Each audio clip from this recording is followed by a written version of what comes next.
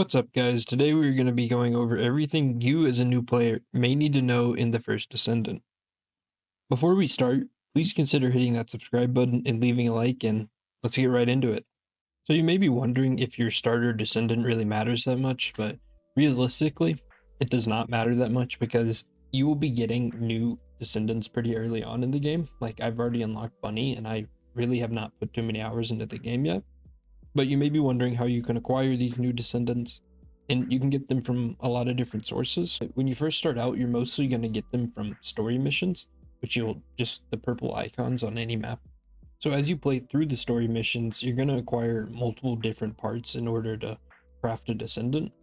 And if you just head over to the research person over here, Anais, you can just teleport there straight here.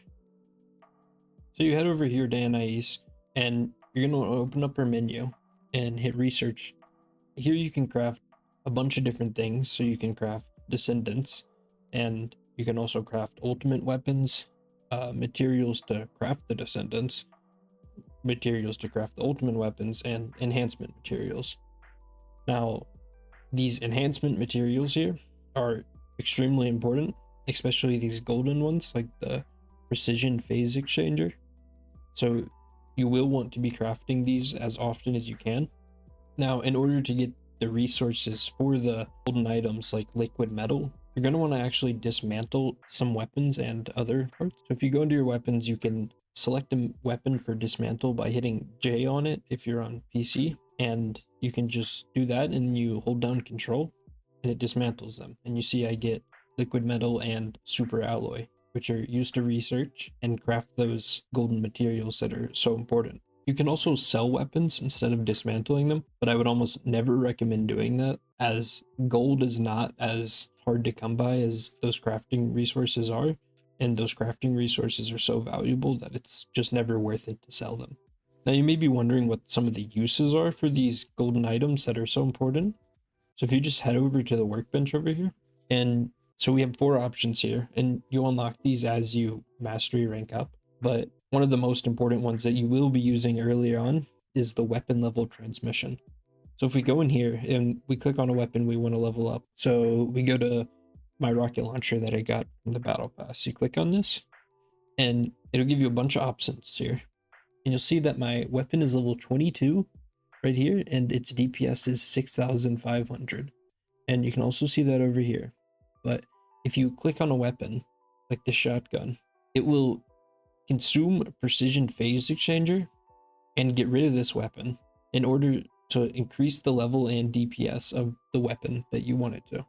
So you see my rocket launcher from the battle pass will go from 6,500 DPS to 9,100, and it'll increase its level from 22 to 27. And I'm going to do this right here because I want to level this up, but this is extremely useful as ultimate weapons don't come crafted at your level, so you're going to have to level them up, so you will need these. So I would recommend crafting these basically as soon as possible. Now if we go back into the workbench, just also see some other menus like weapon readjustment, and in here we're just going to take the rocket launcher again, and you can see all these stats right here, and these are all stats that come on the weapon when you craft it or obtain it if it's an epic. So like firearm critical hit damage, or bonus firearm attack versus Legion of Darkness, and electric attack. Now you may not want these on here, and you can re-roll these by consuming a fine adjustment control axes, another one of those golden items that you craft at the researcher. So say I wanted to re-roll these, and I will, just for an example. I just hold down readjustment and it changes all of the stats on there. So we get a bunch of different stats, and it consumed my fine adjustment control axes. Now you can lock stats. So say I really wanted to keep attribute status effect. So I could click on it and that locks it.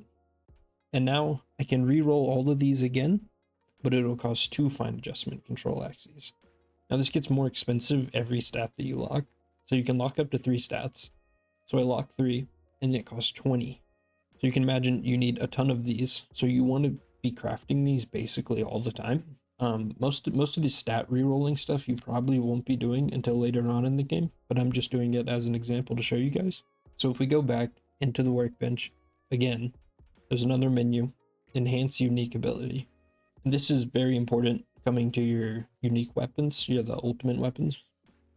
So I'll click on Thunder Cage and say I wanted to enhance its unique ability, which is like the thing that makes it ultimate. So overcharge on the Thunder Cage. So it does this right here. And if I had another Thunder Cage, it would show up over here in this menu. I would be able to select it, and it would basically allow me to fuse it into my Thunder Cage in order to increase the level of the overcharge ability. So later on in the game, you will need to craft multiple of each ultimate weapon in order to increase its unique ability. Now we're going to go back into the workbench one more time, and you'll see reactor enhancement. This is another important thing to do. Not as much early on, but as you get further and further into the game, you will want to do this. So we're just going to select my ultimate reactor here. And you'll see you can enhance it up to 2 stars. So I can hit the plus and it increases it. And this costs precision ion accelerators. And this is another one of those materials that you craft. And this will basically just enhance its power. It's pretty simple. So in order to obtain access to those mechanics there, you are going to have to increase your mastery rank. So I'm mastery rank 6 right now. You gain mastery rank XP by leveling up your descendants, like Bunny's level 21 out of 40 for me. And I will continue to gain mastery rank from leveling up Bunny until she is level 40 at max, which is max level. This is also the same for weapons.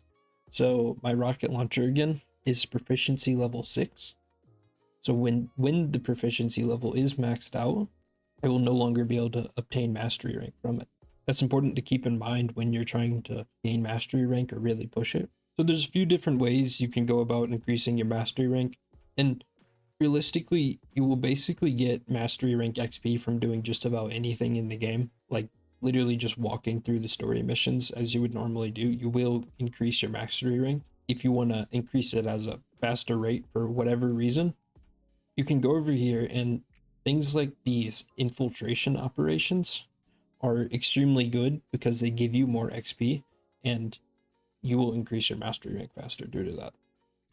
Also, the special operations, those will also give you a good amount of XP, and the void fisher guys, these will give you a good amount of XP. Now I want to talk about modules because modules are extremely important in terms of progressing throughout the game and increasing your power. So if we just go in here and click on one of these menus next to your weapons, so like here we have some stuff equipped, but I can just unequip it quick, and you'll see up here in the top right that we have module capacity 0 out of 38. And I have 0 out of 38 because I have no modules equipped right now. So you'll see this number on your modules, like this one has 6. I can put this in here and it will take 6 module capacity out of the 38. So you can use up to 38 module capacity. And the number changes depending on the item. But we can go back and we can go to Descendant modules down here. And these are a little different, so I'm just going to unequip these. And so I have 42 module capacity again. And you'll see a difference because some of these have like symbols on them. So this one has a star, and this one has like these 3 lines. So basically what these do, basically you want to match up the symbols to the module. So if I take this one that costs 6 module capacity, and I put it in this slot here, it will only cost 3, half of the original, because it's compatible with the polarity slot. Now, if I put this in the 3 line slot, it's going to cost more than 6, what it initially did, because it cost 6 originally. So I can put it here, and it costs half. So that's very important when you're kind of trying to put your build together, because you ideally want to put the most expensive ones in these slots, so they take up less module capacity. Now you also see skill modules and sub modules.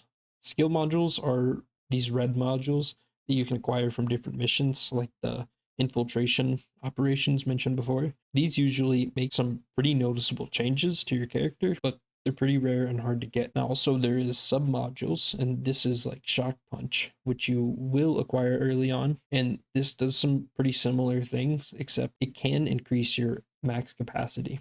So as you level it up, it will increase your max module capacity, which is really good. So you equip this and my module capacity will go from 42 to 44. So that's important to remember. Now you may be wondering, how do we increase the level of our modules? And I'm going to show you that right now. So you're just going to go over here to, I cannot say that very well, but the module master. And you're just going to head over here, which is right next to the researcher. So we can TP down here. So when you're here at the module master, you can talk to him and you'll see a bunch of different menus here. The two that you're going to use the most are enhance and dismantle. So enhance allows you to increase the level of the previously mentioned modules. So I can hit this and I hit the plus sign and it will increase the level. So just hit enhance down here and it will use gold and these shards. So just hit enhance and it levels it up to rank 4. And this will also require mastery rank. So if I wanted to take this to like level 9, I would need 9 mastery rank. So another reason mastery rank is important. Now we can go back and we can go to dismantle modules. And here you can sort by quantity up here at the top. And basically this will show you all the duplicates of modules that you have. So say I have a bunch of heat antibodies, which I do, and I can click them and then I can dismantle them and they'll give me more of those shards that were used to enhance the modules. Now let's talk about void intercepts. These are large boss fights that as you progress will get much harder. So if we just go to Seneca here and we talk to him, he will present us with a menu where we can select which one of these void intercepts we want to do. Let's just go to Stunning Beauty here.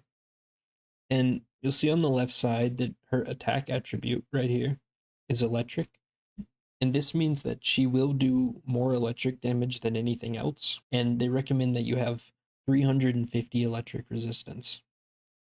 Now you can equip modules that will increase your electric resistance so that you are more resistant to her damage type. So I would recommend doing that for each of the different void intercepts. You also see attribute resistance. So this is what she is weak or strong against. An example would be the electricity here, that she has a very strong resistance to electricity, basically meaning that using electric damage against her would not be very strong because her electric resistance is very high.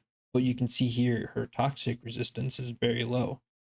So you would want to use a weapon that does toxic damage or a Descendant that does toxic damage instead of an electric Descendant or weapon. So something like Bunny and the Thunder Cage would be extremely bad to use against her because it would not do very much damage. Now you also see here in the middle that it highlights the parts that are weaker. So when you're fighting her, you will want to target these parts as they'll do more damage when you hit them. And you also see these amorphous material.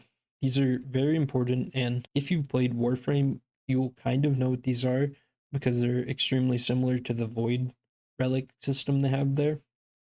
And these are basically at the end of the fight, you will be allowed to open any of these. These will give you blueprints that are used to craft different Descendants parts and weapon parts, unique weapon parts. So if we go into our inventory and go to consumable, we can look at these amorphous material. You can do several different things to obtain these. One is again the infiltration operations, and then the void infiltrations also drop these themselves. But if you hit F on them, it'll pull up this menu that shows you exactly where to get the one that you want. So say I wanted another one of these amorphous material pattern 16, I would do this right here, and it would give me that. Maybe not at 100% chance, but it would have a chance to drop that specific one. Now that's about everything you need to know as a new player to succeed in the first Descendant. So thanks for watching. Consider hitting that subscribe button and leaving a like, and keep on grinding.